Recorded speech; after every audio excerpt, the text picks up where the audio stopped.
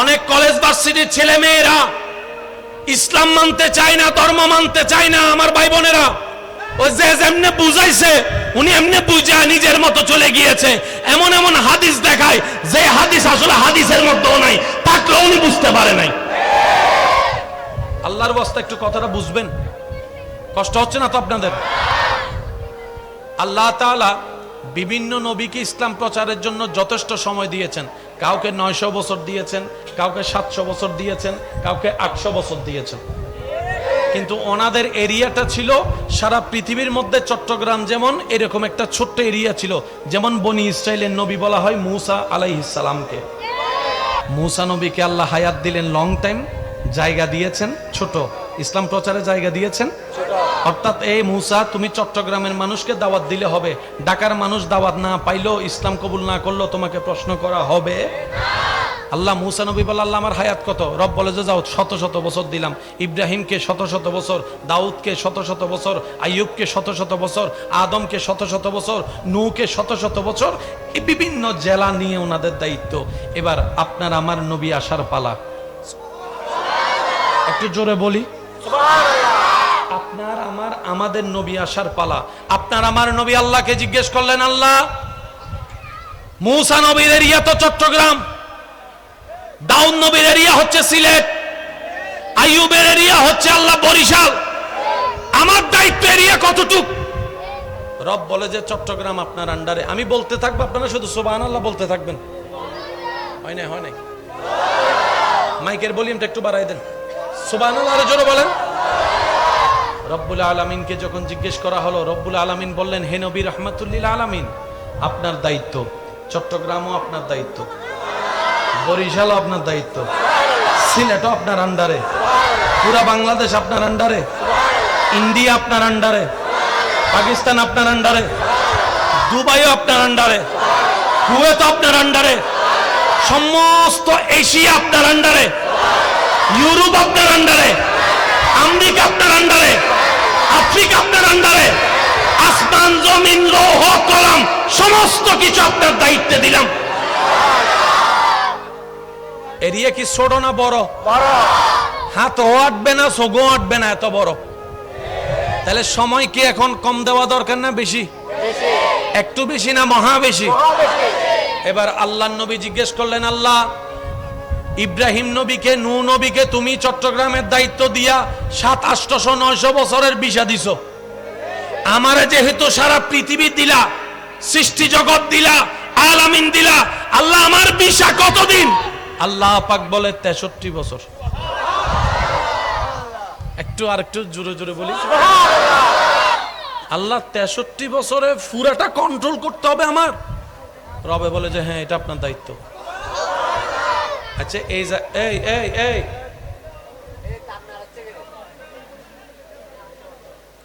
আচ্ছা এই জায়গায় আপনি আর আমি হলে কি কইতাম আল্লাহরে?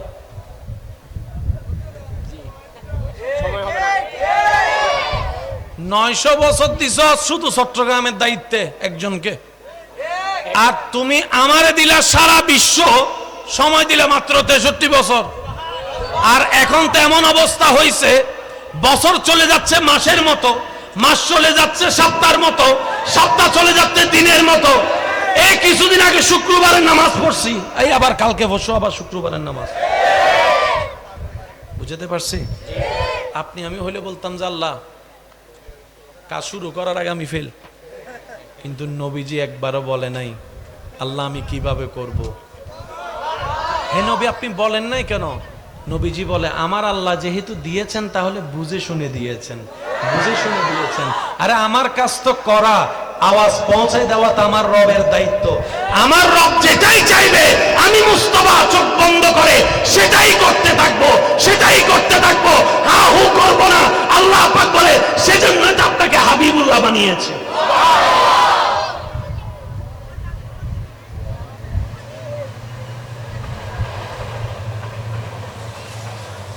ভিসা কতদিন? ভাই পিছনের ভাই সহ বলেন ভিসা কতদিন? ভিসা কতদিন? Area area.